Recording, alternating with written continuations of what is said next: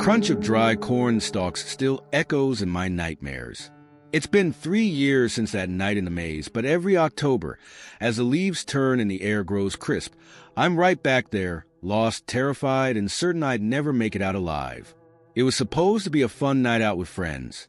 Just a group of college kids looking for some Halloween thrills at Farmer Jenkins' famous corn maze. We'd heard it was bigger and better than ever this year. A sprawling labyrinth cut into acres of cornfields on the outskirts of town. None of us could have imagined the terror that awaited us in those twisting paths. There were 5 of us that night. Me, my roommate Zach, his girlfriend Lily, and our friends Mike and Sarah. We pulled into the gravel parking lot just as the sun was setting, casting long shadows across the fields. The maze entrance loomed before us, a towering archway made of corn stalks and adorned with grinning jack-o'-lanterns. Last group in for the night. Called the attendant as we paid our entrance fee. Make sure you're out by closing time at 10 p.m. We laughed and assured him we'd be fine. After all, how hard could it be to solve a corn maze? As we entered, I felt a shiver run down my spine, despite the warm flannel I wore. There was something unsettling about being surrounded on all sides by walls of corn, stretching endlessly in every direction. The stalks towered over our heads, rustling ominously in the chill October breeze. For the first hour or so, it was actually fun. We took wrong turns, backtracked, and laughed at our own confusion. Mike kept insisting he had a foolproof system for solving mazes, but it was clear he was just as lost as the rest of us. We should have brought some breadcrumbs, Lily joked, referencing Hansel and Gretel. Or a ball of string like in that Greek myth, Sarah added. Guys, I've got this, Mike insisted for the 100th time. We just need to keep taking right turns and we'll get out eventually. But as the night wore on and darkness fell, the mood began to shift. Our laughter became more forced, our jokes tinged with nervous energy. I checked my watch, 9:15 p.m. We'd been in here for over 2 hours and seemed no closer to finding the exit. Maybe we should call for help, I suggested, pulling out my phone.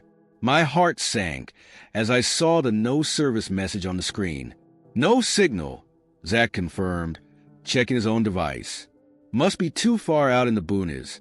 A cold tendril of fear began to coil in my stomach. We were lost in this massive maze with no way to call for help, and closing time was fast approaching. Let's try shouting, Sarah suggested. Maybe someone will hear us. We all cupped our hands around our mouths and yelled for help, our voices echoing strangely in the narrow paths between the corn. But no answer came. The maze seemed to swallow our cries, leaving only an eerie silence in their wake.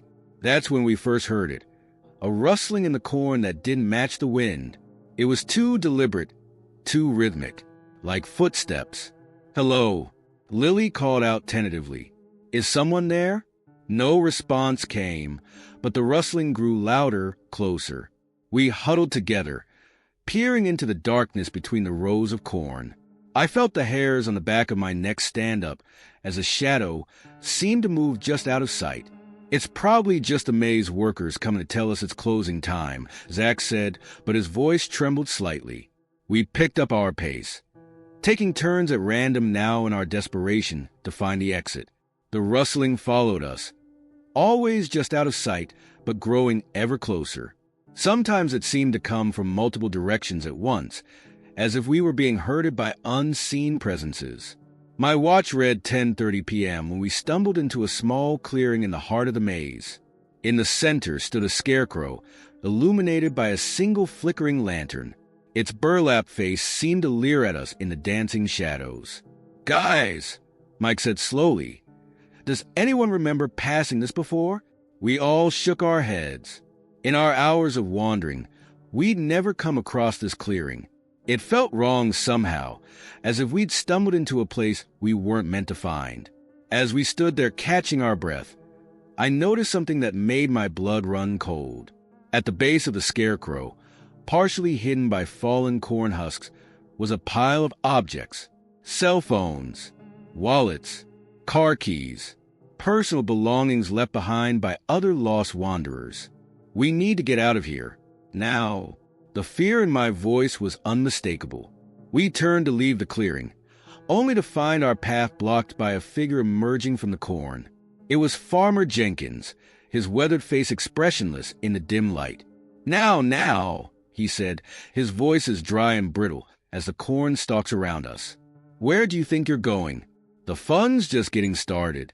More figures began to emerge from the maze, farmhands, their eyes gleaming with malicious intent. They formed a circle around us, cutting off any chance of escape. You see, Farmer Jenkins continued, this maze is special. It doesn't just confuse, it traps. And those who get trapped, well, he gestured to the scarecrow with a twisted grin.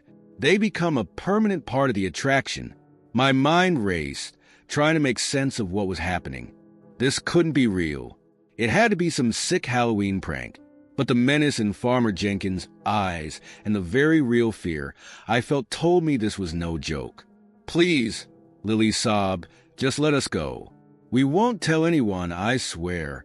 Farmer Jenkins cackled, a sound like dry leaves scraping against wood. Oh, no one would believe you anyway. They never do. The farmhands began to close in, their hands reaching for us with gnarled, dirt-encrusted fingers. In that moment, survival instinct took over. I grabbed a fallen corn stalk, wielding it like a club, and swung at the nearest farmhand. It connected with a sickening thud, and the man crumpled to the ground. Run! I shouted, and chaos erupted. We scattered in different directions, crashing through the corn stalks with reckless abandon. I could hear the shouts and pounding footsteps of our pursuers close behind. Corn leaves whipped at my face as I ran, my lungs burning with each desperate breath. I don't know how long I ran or how many turns I took. All I knew was that I had to keep moving, had to find a way out of this nightmare. Eventually, I burst through a row of corn and found myself on the edge of a field. The distant lights of the highway beckoned, promising safety. As I sprinted across the open field, I chanced to glance back. Dark figures were emerging from the maze, giving chase. But out here in the open, under the light of the moon, they seemed less substantial somehow. By the time I reached the highway, they had faded away entirely like morning mist. I flagged down a passing car, probably looking like a madman with my torn clothes and wild eyes. The elderly couple inside was kind enough to drive me to the police station, where I poured out my story to skeptical officers. They searched the farm the next day, of course, but they found nothing unusual, just an ordinary corn maze, closed for the season. Farmer Jenkins, they said, had passed away years ago. The current owners knew nothing about any nighttime operations or missing persons. My friends all made it out too, each with a similar tale of terror and a narrow escape. But with no evidence to support our claims, the case was quickly closed. We were written off as Halloween pranksters who had taken a joke too far. But I know what I saw that night. Sometimes, when the October wind blows just right, I swear I can still hear the rustling of corn and the distant, wicked laughter of Farmer Jenkins. I don't go to corn mazes anymore.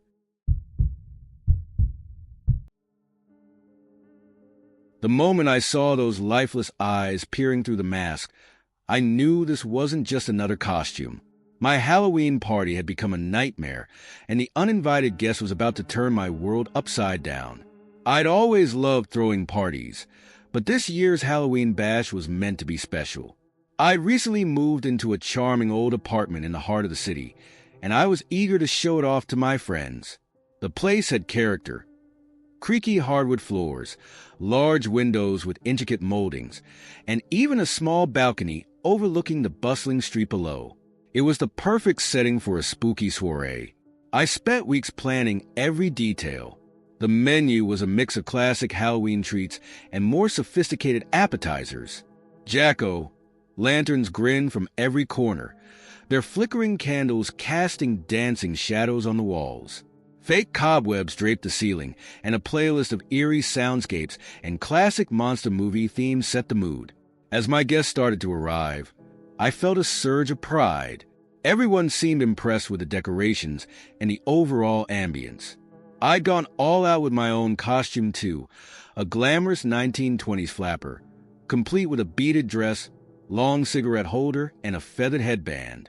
"This place is amazing, Jess," my friend Amy exclaimed as she entered, adjusting her witch's hat. "You've really outdone yourself this time." I beamed at the compliment, ushering her inside. "Thanks. Help yourself to some eyeball punch. I promise it's more delicious than it sounds." The party was in full swing by 9 p.m. The apartment was packed with friends and colleagues, all in an assortment of creative costumes. Zombies mingled with superheroes, while vampires sipped cocktails next to fairy princesses. The air was filled with laughter, music, and the excited chatter of people admiring each other's outfits. It was around 10:30 when I first noticed him. I was in the kitchen, refilling a tray of hors d'oeuvres, when something made me look up. There, standing in the corner of the living room, was a figure I didn't recognize. He was tall and lean, dressed entirely in black. But it was the mask that caught my attention. It covered his entire face, a pale, expressionless visage that reminded me of a porcelain doll. The eyes were what struck me most: dark, empty holes that seemed to absorb light rather than reflect it. I frowned, trying to remember if I knew anyone who had mentioned wearing such a costume. The guest list flashed through my mind, but I couldn't place him. Maybe he was someone's plus one? Shrugging it off, I picked up the refilled tray and made my way back to the party. As I circulated among my guests, offering food and making sure everyone was having a good time, I found my gaze continually drawn back to the masked stranger. He hadn't moved from his spot in the corner. He didn't seem to be talking to anyone or partaking in the food or drinks. He just watched. And somehow, no matter where I went in the room, those dark eye holes seemed to be fixed on me. A chill ran down my spine, and I tried to shake off the feeling of unease. "Get a grip, Jess," I muttered to myself. "It's Halloween. Creepy is kind of the point." But as the night wore on, the stranger's presence began to gnaw at me. I noticed other guests giving him a wide berth, as if subconsciously aware of something off about him. Whenever I thought about approaching him, something held me back, a primal instinct warning me to keep my distance. Around midnight, I decided I'd had enough. Taking a deep breath to steel my nerves, I made my way across the room towards a masked figure. As I got closer, I could see that the mask wasn't plastic or rubber as I'd assumed, but something else, something that looked unsettlingly like real skin. "Hi there," I said, forcing a smile. "I don't think we've met. I'm Jess, the host, and you are—" The figure remained motionless for a moment, those dark eyes boring into me. Then slowly, it tilted its head to one side, reminding me of a curious bird or a predator sizing up its prey. When it spoke, the voice was low and raspy, barely above a whisper. "I have many names. Tonight, you can call me Mr. Holloway." The voice sent shivers down my spine. It didn't sound like it was coming from behind the mask, but rather from all around me, as if the very air was speaking. I swallowed hard, fighting to maintain my composure. "Well, Mr. Holloway, I hope you're enjoying the party. If you don't mind me asking, who invited you?" I don't recall adding a Mr. Holloway to the guest list. The head tilted to the other side. "Oh, I invited myself. I hope you don't mind. I so rarely get to attend gatherings like this." Alarm bells were ringing in my head now. Every instinct was screaming at me to get away, to call for help. But I was rooted to the spot, unable to break away from that empty gaze. I'm sorry, but I'm going to have to ask you to leave." I managed to stammer out. "This is a private party, and I don't know you." Mr. Holloway straightened up, seeming to grow taller. The shadows around him deepened, and I could have sworn I saw them move in ways that had nothing to do with the flickering candlelight. "Leave?" he said, amusement coloring his otherworldly voice. "But my dear, I've only just arrived, and I've come such a long way to see you. Jessica Marie Callahan." Ice flooded my veins. I had never told him my full name. "How do you know my name?" I whispered, taking an involuntary step back. I know many things about you, Jessica. I know about the scar on your left knee from when you fell off your bike at age 8. I know about the crush you had on your high school English teacher. I know about the time you cheated on your college finals, and have felt guilty about it ever since. With each revelation, his voice grew louder, drowning out the music and chatter of the party. Yet somehow, no one else seemed to notice. They all continued their conversations and dancing, oblivious to the horror unfolding in the corner. "What are you?" I gasped, my heart pounding so hard I thought it might burst from my chest. "Mr." Holloway reached up and grasped the edge of his mask. "Would you like to see?" Before I could protest, he began to peel it away. But there was no face underneath. Only a swirling vortex of darkness, like a black hole had opened up where his head should be. I caught glimpses of things in that darkness. Twisted landscapes, grotesque creatures, scenes of terror and madness that no human mind was meant to comprehend. I screamed then, a sound of pure, primal fear that finally broke through the bizarre bubble of isolation that had surrounded us. The party screeched to a halt, everyone turning to stare at me in shock and concern. And just like that, Mr. Holloway was gone. One moment he was there, reaching for me with hands that were elongating into impossible claws, and the next, he had vanished as if he'd never existed. I stood there, shaking and gasping for breath, aware of my friends crowding around me, asking if I was okay. But all I could focus on was the corner where he had stood. There, on the floor, lay a small scrap of what looked like pale leather. When I picked it up with trembling fingers, I realized with dawning horror that it was a piece of the mask, warm and supple, like freshly flayed skin. The police were called, of course. They searched the apartment and the surrounding area, but found no trace of the mysterious Mr. Holloway. Most of my guests hadn't even noticed him, and those who had only remembered seeing a tall man in a nondescript costume. No one else had spoken to him or seen what I had seen. In the days and weeks that followed, I tried to convince myself that it had all been some sort of stress-induced hallucination. I threw myself into work, avoided Halloween decorations, and tried to forget about the whole incident. But sometimes, late at night, I swear I can hear that raspy whisper coming from the dark corners of my room. And when I walk down a crowded street, I occasionally catch a glimpse of a tall, lean figure in black, watching me from afar. I don't throw parties anymore, and I keep all my mirrors covered, just in case. Because deep down, I know the truth, Mr. Holloway was real, and whatever he is, he's still out there, waiting, watching, and I can't shake the feeling that one day he'll be back to finish what he started on that terrifying Halloween night. The tractor's engine sputtered and died, leaving us stranded in the pitch-black fields. As the last echoes faded, an unnatural silence settled over us. That's when we realized the monsters lurking in the corn weren't part of the ride. It was supposed to be a fun family outing, a chance to embrace the Halloween spirit and make some memories. My wife, Sarah, had been pushing for more family bonding time, especially now that our kids, Ethan and Lily, were getting older. At 14 and 11, they were already starting to prefer their friends and devices over family activities. So when we saw an ad for Crow's Farm's Haunted Hayride of Horror, it seemed like the perfect opportunity. The farm was about an hour's drive from our suburban home, out where the city lights faded and the stars shone brighter. As we pulled into the gravel parking lot, I could feel the excitement building. The place was decked out in full Halloween regalia. Jack-o' lanterns leered from fence posts. Fake cobwebs draped the old barn, and the distant sound of screams, hopefully fake, drifted from somewhere in the fields.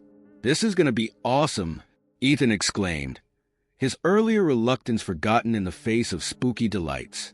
Lily, always more cautious, gripped my hand tightly.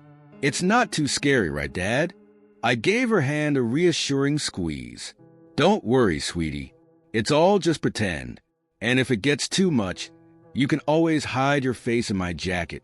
We joined the line for the hayride, the four of us huddled together against the chilly October air. The woman taking tickets wore full zombie makeup, complete with fake blood and dangling prosthetic flesh. She leered at us as we approached, for the hayride of horror, she rasped in character. Enter at your own risk. Not everyone makes it back. I chuckled at the theatrics, but I felt Lily's grip tighten on my hand. We climbed aboard the hay-filled wagon, finding spots near the back. About a dozen other people joined us, a mix of excited teens, nervous kids, and adults trying to look nonchalant. As the tractor rumbled to life, a man in overalls and a hockey mask addressed us. "Welcome, visitors," he cackled. "You're in for a real treat tonight. Just remember, stay in the wagon at all times. We wouldn't want you to get lost." With that ominous warning, we set off into the cornfields. The ride started off fun enough. Actors in various monster costumes would jump out from the corn, eliciting screams and laughter from our group. There were cleverly designed set pieces too, a witch's cottage, a mock graveyard, even a crashed UFO. But as we got deeper into the fields, something started to feel off. The spaces between scares grew longer, the darkness pressing in around us. The beam from the tractor's headlights seemed to be getting dimmer, and the corn looked taller, more menacing. "Hey, Dad." Ethan's voice had lost its earlier bravado. "Is it just me, or does something seem weird?" Before I could answer, the tractor's engine made a horrible grinding noise. It lurched once, twice, and then went silent. We rolled to a stop in a small clearing, surrounded on all sides by towering corn stalks. Our driver, still in character, turned to address us. "Looks like we're having some technical difficulties, folks. Sit tight while I take a look." He hopped down and went to examine the engine. Minutes ticked by in tense silence. I could feel Sarah's worried gaze on me, silently asking if this was part of the show. I shrugged, unsure myself. Suddenly, a blood-curdling scream pierced the night. It came from the direction our driver had wandered off in. We all jumped, a nervous titter running through the group. "Wow! They're really committed to the bit," someone behind us muttered. But then we heard it, a wet, ripping sound, followed by a gurgle that was far too realistic. Something heavy thudded to the ground just out of sight. "Okay, this isn't funny anymore," Sarah whispered, pulling Lily close. That's when we saw them, eyes gleaming in the darkness between the corn stalks. Dozens of pairs, surrounding our wagon. They were low to the ground, animal-like, but there was an intelligence there that sent chills down my spine. A low growl rumbled from the corn, and the eyes began to move closer. "Everyone stay calm," I said, trying to keep my voice steady. "It's all part of the show." "Right." But deep down, I knew this was no act. The fear in the air was too thick, too real. Whatever was out there in the corn, it wasn't someone in a costume. The first creature burst from the stalks, and several people screamed. It was like nothing I'd ever seen, hairless, with mottled gray skin stretched tight over a skeletal frame. Its mouth was too wide, filled with needle-sharp teeth. And its eyes... God! Its eyes were human. More of them emerged, circling our wagon. Some people tried to use their phones, but there was no signal out here. We were trapped. "Dad, what do we do?" Ethan's voice cracked with fear. I looked around frantically, trying to find something, anything we could use as a weapon. That's when I noticed the emergency toolkit strapped to the side of the tractor. "Listen up," I shouted over the rising panic. "We need to work together. Those of you on the left make noise, draw their attention. The rest of us are going to make a break for that toolkit. It's our only chance." It wasn't much of a plan, but it was all we had. As half the group began shouting and waving their arms, the rest of us slipped over the side of the wagon opposite the creatures. I made it to the toolkit first, fumbling with cold fingers to undo the latch. Inside, I found a flare gun, a flashlight, and a wicked-looking sickle, probably used for clearing brush. I tossed the flashlight to Sarah and the flare gun to a burly man who looked like he might know how to use it. "Okay," I said, gripping the sickle tightly. "On 3, we make a run for it. Head for the road. Stay together and don't look back. 1, 2. Before I could say 3, one of the creatures leaped into our midst. Its claws raked across the arm of the man with the flare gun. He screamed and dropped the weapon. Everything dissolved into chaos. People ran in every direction, their screams mixing with the inhuman shrieks of our attackers. I swung the sickle wildly, feeling it connect with something solid. Warm liquid splashed my face, and I prayed it wasn't human blood. Ethan, Lily, I shouted, searching desperately for my family in the melee. A flash of Lily's bright yellow jacket caught my eye. She was running towards a corn, a creature hot on her heels. Without thinking, I sprinted after them, my heart pounding in my ears. I caught up just as the thing lunged for her. I brought the sickle down with all my strength, feeling it bite deep into the creature's skull. It went limp instantly. Lily was sobbing, her eyes wide with terror. I scooped her up and turned back towards the clearing, praying I'd find Sarah and Ethan there. To my immense relief, I saw them huddled with a small group of survivors near the wagon. Sarah was wielding a piece of brokenwood like a club, while Ethan clutched a flashlight, its beams sweeping frantically across the chaos. As I ran towards them, a deafening boom split the air. The burly man had recovered the flare gun and fired it into the sky. The sudden burst of red light seemed to disorient the creatures. They retreated into the corn, hissing and snarling. "Run!" I shouted.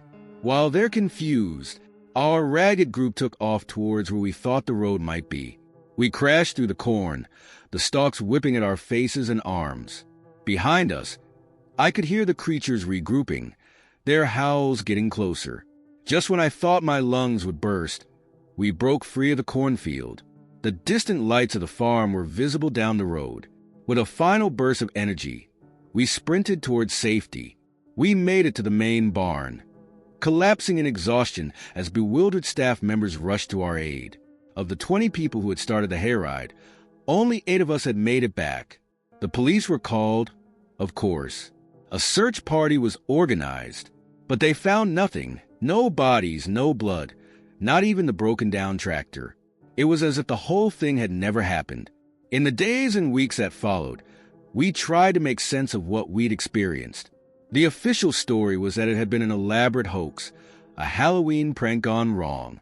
But those of us who were there knew the truth. Sometimes, late at night, I still hear those inhuman howls carried on the wind.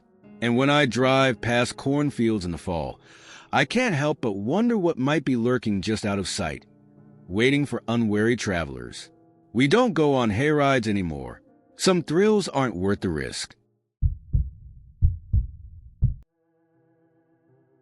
I never thought picking out a pumpkin could be a matter of life and death.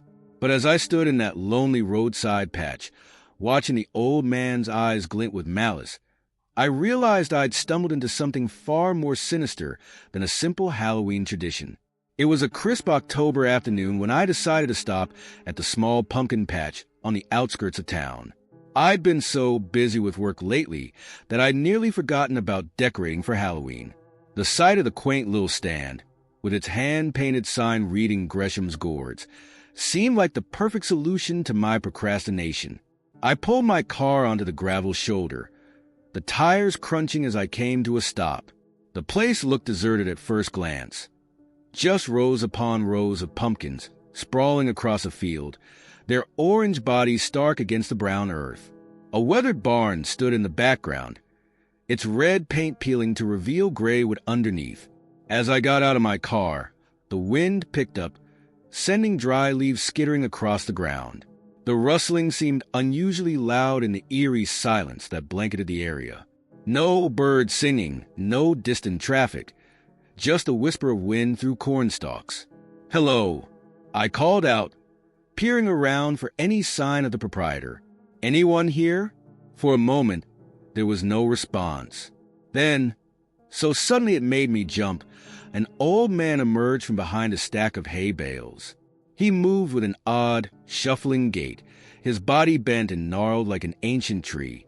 "Welcome, welcome," he rasped, his voice as dry as the autumn leaves. "Come to find yourself a pumpkin, have you?" I nodded, trying to shake off the unease that had settled over me. "Yes, just looking for a few to carve for Halloween." The old man's face split into a grin, revealing teeth that seemed just a bit too sharp. "Oh, you've come to the right place, young man. Gresham's got the best pumpkins for miles around. Special they are." He beckoned me to follow him into the patch, and against my better judgment, I did. As we walked between the rows of pumpkins, I couldn't help but notice how unusually perfect they all looked. Each one was uniformly round, with a flawless orange skin unmarred by blemishes or discoloration. "These are remarkably well grown," I commented, trying to make conversation to dispel the growing sense of unease. "You must use some special technique." The old man, Mr. Gresham, I presumed, chuckled lowly. "Oh, yes, very special technique. Been in the family for generations, you might say." As we moved deeper into the patch, I began to notice other odd details. Some of the pumpkins seemed to quiver slightly, even though there was no wind. Others appeared to have faint, face-like patterns in their skin, as if expressions had been frozen into their flesh. "Here," Gresham said suddenly, stopping beside a particularly large pumpkin. "This one's calling out for you. Can't you hear it?" I stared at him, baffled. "I'm sorry, what?" He cocked his head to one side, listening intently. "Why? It's practically screaming your name. Didn't you know pumpkins could talk?" A chill ran down my spine. This was getting too weird. I took a step back, ready to make my excuses and leave, when I heard it. A faint whisper that seemed to come from the pumpkin itself. "Help me!" I blinked hard, certain I must be imagining things. But when I looked at the pumpkin again, I could have sworn I saw the surface ripple, like something inside was trying to push its way out. "What's going on here?" I demanded, my voice shaking slightly. "What kind of trick is this?" Gresham's demeanor changed in an instant. The folksy charm vanished, replaced by a cold, predatory gleam in his eyes. "No trick, boy. Just good old-fashioned magic. The kind that requires sacrifice." He reached out with surprising speed, his gnarled hand closing around my wrist with inhuman strength. I tried to pull away, but it was like being gripped by an iron vice. "Let go of me!" I shouted, panic rising in my chest. "Oh, I don't think so," Gresham hissed. "You see, my pumpkins need feeding, and it's been so long since anyone stopped by." As he spoke, the ground around us began to tremble. To my horror, I saw pumpkins uprooting themselves, vines writhing like tentacles as they pulled free of the earth. They began to converge on us, their surfaces rippling and morphing into grotesque, screaming faces. With a surge of adrenaline, I managed to wrench my arm free from Gresham's grasp. I stumbled backward, nearly tripping over a pumpkin that had crept up behind me. Its vine lashed out, trying to ensnare my ankle, but I kicked it away and ran. I sprinted through the patch, my heart pounding in my ears. All around me, pumpkins were coming to life, their vines reaching for me as I passed.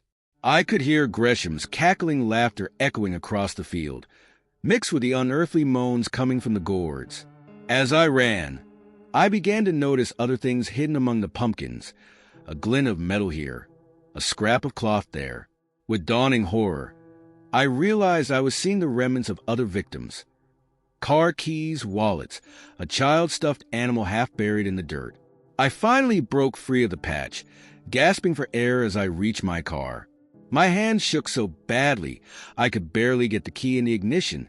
In the rear-view mirror, I could see Gresham emerging from the rows of pumpkins, moving with unnatural speed for someone who had appeared so decrepit. The engine roared to life, and I peeled out onto the road, gravel spraying behind me. As I sped away, I caught one last glimpse of the pumpkin patch in my mirror. The gourds were sinking back into the ground, and Gresham stood watching my retreat, a malevolent smile on his face. I drove straight to the police station, my mind reeling as I tried to make sense of what had happened. The officer at the desk listened to my frantic tale with growing skepticism. "Sir, are you sure you're not just shaken up from a Halloween prank?" he asked, clearly not believing a word. "It wasn't a prank," I insisted. "There were people's belongings scattered in the field. I think he's been killing people."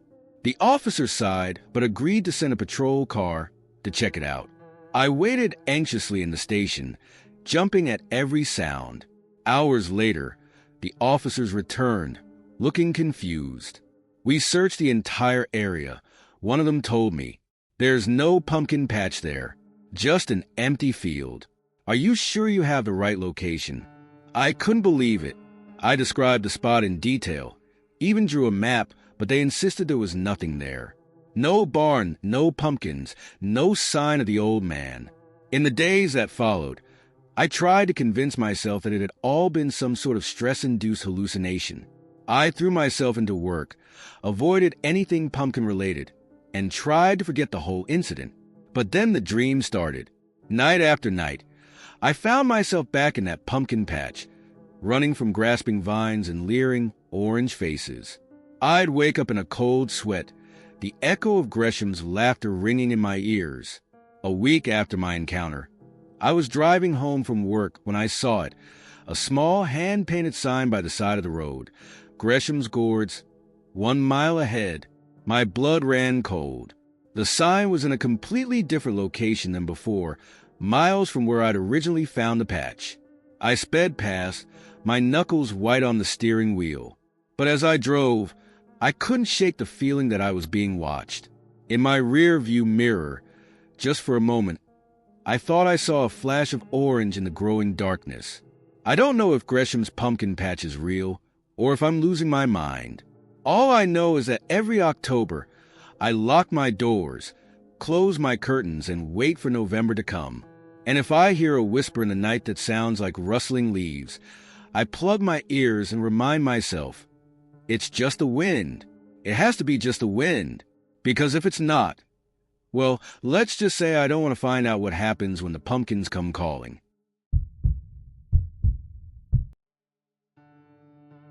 The moment my daughter bit into that strange piece of candy, I knew something was terribly wrong.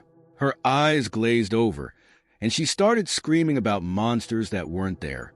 That's when our Halloween night turned into a desperate race against time to save her from forces I couldn't begin to understand. It had started out as a typical Halloween evening. My wife, Sarah, and I were taking our 8-year-old daughter, Lily, trick-or-treating around the neighborhood. Lily was dressed as a sparkly unicorn, her face beaming with excitement as we went from house to house. "Look, Daddy, I got a chocolate bar," she'd exclaim, holding up her treasures after each stop. I smiled, enjoying her enthusiasm. Halloween had always been my favorite holiday as a kid, and I was thrilled to share that joy with Lily. Sarah walked beside me, occasionally checking her phone to make sure we weren't out too late on a school night. We'd been at it for about an hour when we turned on to Maple Street. It was an older part of the neighborhood with grand Victorian houses set back from the road. Most of the homes were dark, their occupants either out with their own children or choosing not to participate in the holiday. But one house caught Lily's attention. It stood at the end of the street, a dilapidated 2-story affair with peeling paint and overgrown shrubbery. A single jack-o'-lantern flickered on the porch, its crooked grin seeming more sinister than festive. "Can we go there, Daddy? Please," Lily begged, pointing at the house. I hesitated. Something about the place set my nerves on edge. "I don't know, sweetheart. It doesn't look like anyone's home, but the pumpkin's lit," she argued. "Come on, please. It might be my last house for the night." I glanced at Sarah, who shrugged. "It's up to you, honey, but we should probably head home soon anyway." Against my better judgment, I nodded. "All right, Lily. One last house. Then we're calling it a night." We made our way up the cracked sidewalk to the porch. The boards creaked ominously under our feet as Lily reached up to ring the doorbell. For a long moment, nothing happened. I was about to suggest we leave when the door creaked open. An elderly woman peered out at us, her face partially hidden in shadow. "Trick or treat," she rasped, her voice barely above a whisper. Lily held out her bag. "Trick or treat," she chirped, oblivious to the unease Sarah and I were feeling. The old woman reached into a bowl beside the door and pulled out a handful of candies. They weren't like any Halloween candy I'd seen before, oddly shaped lumps wrapped in dull gray paper. She dropped them into Lily's bag. "Special treats," she murmured, "for special children." Before I could say anything, she retreated into the house, the door slamming shut with surprising force. Lily turned to us, her eyes wide with excitement. "Wow, those look interesting. Can I try one now, please?" I frowned, reaching for a bag. "Let me see those first, sweetie." I'm not sure Dash, but Lily had already unwrapped one of the strange candies and popped it into her mouth. For a second, nothing happened. Then her eyes went wide, and she let out a blood-curdling scream. "Lily!" Sarah cried, dropping to her knees beside our daughter. "What's wrong? What is it?" Lily's eyes darted wildly around, seeing things that weren't there. "The monsters!" she shrieked. "They're everywhere. Make them go away, Daddy. Please." I scooped her up in my arms, my heart pounding. "We need to get her to a hospital now." We raced back to our car, Lily thrashing and screaming the whole way. As I strapped her into her seat, I could see her pupils were dilated, her skin clammy and pale. Whatever was in that candy, it wasn't just sugar. The drive to the emergency room was a nightmare. Lily alternated between fits of terror, cowering from imaginary beasts, and moments of eerie calm where she'd stare blankly into space. Sarah sat in the back with her, trying to keep her calm while I broke every speed limit getting us to the hospital. As we pulled into the ER parking lot, Lily started convulsing. Foam flecked at the corners of her mouth, and her eyes rolled back in her head. I yanked her from the car, sprinting towards the entrance. "Help!" I shouted as we burst through the doors. "Someone help my daughter." The next few hours were a blur of tests, questions, and agonizing waiting. The doctors couldn't identify the substance Lily had ingested. Her vital signs were all over the place, and she drifted in and out of consciousness, muttering about shadows and teeth in the darkness. As dawn broke, a grim-faced doctor approached us in the waiting room. "Mr. and Mrs. Anderson, we've stabilized your daughter for now, but..." He hesitated, clearly uncomfortable. "We're dealing with something we've never seen before. The toxicology reports are, well, they're impossible. Whatever she ingested, it's not showing up in any of our databases." I felt the blood drain from my face. "What are you saying? You can't help her?" The doctor sighed. "We're doing everything we can, but without knowing exactly what we're dealing with, our options are limited." "Has Lily ingested anything unusual recently?" Sarah and I exchanged a look. "The candy," she whispered, "from that old house on Maple Street." I nodded, a cold determination settling over me. "I need to go back there. Maybe if we can find out what was in that candy, you'll be able to treat her." The doctor looked skeptical but nodded. "At this point, any information could be crucial, but please be careful. If this was done intentionally..." I didn't wait to hear the rest. I kissed Sarah, promised to be back soon, and raced out to the car. The drive back to Maple Street seemed to take an eternity, my mind racing with worst-case scenarios. When I finally pulled up in front of the old house, I was shocked to see it look completely different in the daylight. The overgrown yard was now neatly trimmed, the peeling paint replaced by a fresh coat of cheery yellow. The porch where we'd stood just hours ago was gone, replaced by a modern deck. Confused and desperate, I ran up to the front door and pounded on it. After a moment, a middle-aged man answered, looking bewildered. "Can I help you?" he asked, eyeing me warily. "The old woman," I gasped. "The one who lives here. Where is she?" The man's brow furrowed. "I'm sorry, but I think you have the wrong house. My wife and I have lived here for 10 years, and there's never been an old woman here." I stared at him in disbelief. "But last night, Halloween, you must have seen her." She gave my daughter some candy, and now she's in the hospital. Something flickered in the man's eyes. Recognition. Maybe even fear. He glanced over his shoulder before leaning in close. Listen, he whispered. I shouldn't be telling you this, but you're not the first. It happens every few years. The house changes. People see things that aren't there. Or maybe they are, just not all the time. He pressed something into my hand, a small leather-bound book. This might help, but be careful. Some questions are better left unanswered. Before I could respond, he retreated into the house, closing the door firmly behind him. I looked down at the book in my hand. Its cover was worn, the title barely legible. The Veil Between Worlds, a study of Samhain magic. As I drove back to the hospital, my mind reeled. Magic? Other worlds? It was insane, impossible. And yet, after what I'd seen last night, could I really discount anything? I burst into Lily's room, the book clutched to my chest. Sarah looked up, hope and fear warring in her eyes. Did you find anything? I nodded, already flipping through the pages. I think so. It's crazy, but I think I know how to help her. The next few hours were a whirlwind of ancient chants, improvised rituals, and more than a little blind faith. The doctors thought we'd lost our minds, but at that point, we had nothing left to lose. And then, just as the sun was setting on November 1st, Lily's eyes fluttered open, clear, focused, and blessedly free of terror. Daddy, she murmured. What happened? Where are the monsters? I gathered her in my arms, tears streaming down my face. They're gone, sweetheart. They're all gone. As I held my daughter, I caught a glimpse of movement out of the corner of my eye. For just a moment, I could have sworn I saw the old woman from the house, smiling at us from the shadows. But when I blinked, she was gone.